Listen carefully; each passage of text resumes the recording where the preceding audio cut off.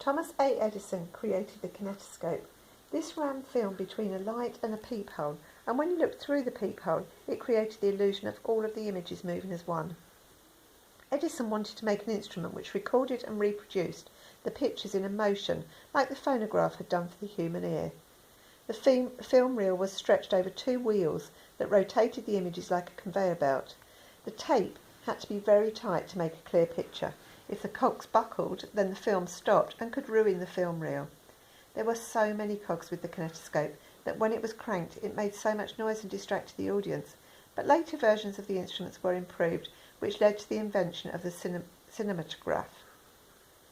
The Lumiere brothers created the first ever projector called the cinematograph, which meant they also created the first projector, and in turn the first cinemas. They took their inspiration from the kinetoscope, which shone light onto images to make the illusion of them moving each time the light stopped for less than a second. The brothers' invention put the film reel inside, in between a light and lenses. The light would shine on the film and therefore project it. The machine was hand cranked and went around at the speed of 16 frames per second, considerably faster than Edison's kinetoscope, which went at 48 frames per second. This meant that a lot less film was used, and that the noise of the machine was reduced because it ran smoother, overcoming the noise problem of Edison's machine. The films didn't buffer nearly as much as Edison's because the film was placed on a wheel, so when the hand crank is turned, the wheel with the film runs on it.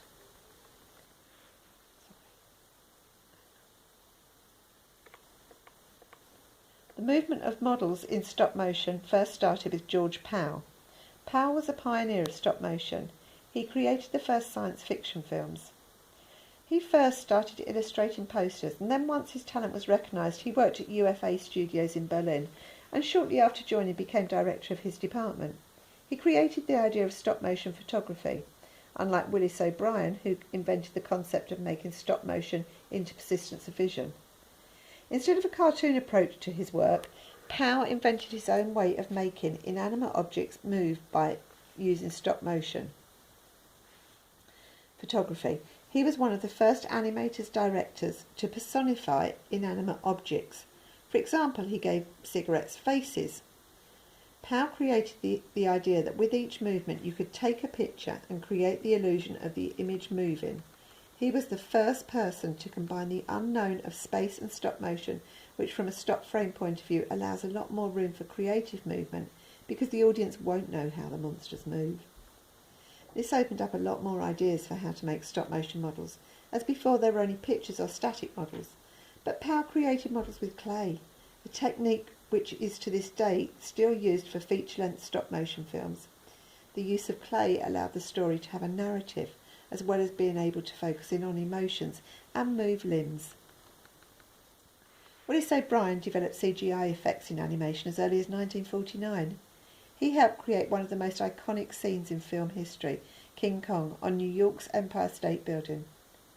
O'Brien made the giant gorilla out of modelling clay and came up with the idea that if you moved the model very gradually and took a photo on each movement and edited the separate pictures, you could make the illusion of the pictures moving like film.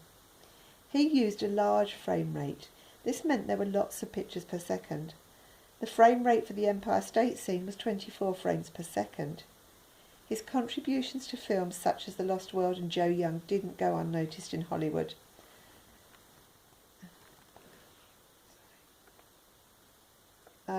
The ASIFA Hollywood said he was responsible for the best moving images in cinematic history. He won countless awards, including the Best Visual Effects at the Academy Awards in 1950 for Mighty Joe Young. A young O'Brien spent his spare time drawing and sculpting, and this earned him a job as a draftsman at an architecture firm, and then as a cartoonist for the San Francisco Daily News.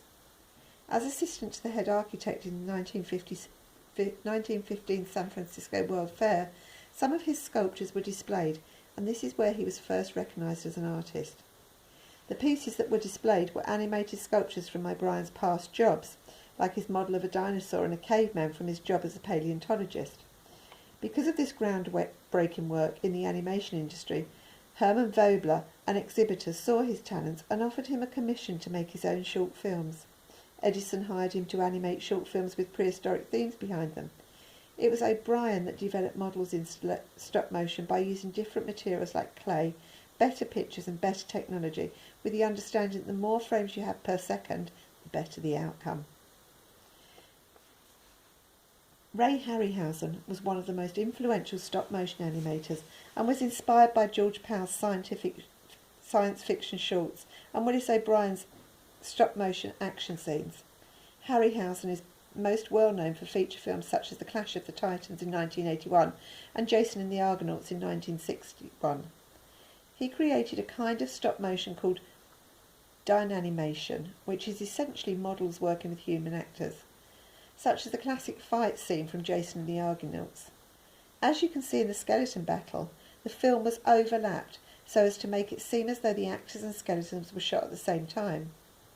However, what actually happens is that the actors are filmed first on set, and then the models are on a white set with exactly the same lighting, so they can crop the foreground out, so it looks like the monsters and actors are on set at the same time. After seeing King Kong, Harryhausen was fascinated by stop motion, and so took it up as a hobby. But a friend was able to set up a meeting where O'Brien could critique his work. He was told to go to art, design and sculpture classes, and shortly afterwards he was hired by George Powell to create short animated films. It was this that led to the creation of Dynamation and then work with O'Brien.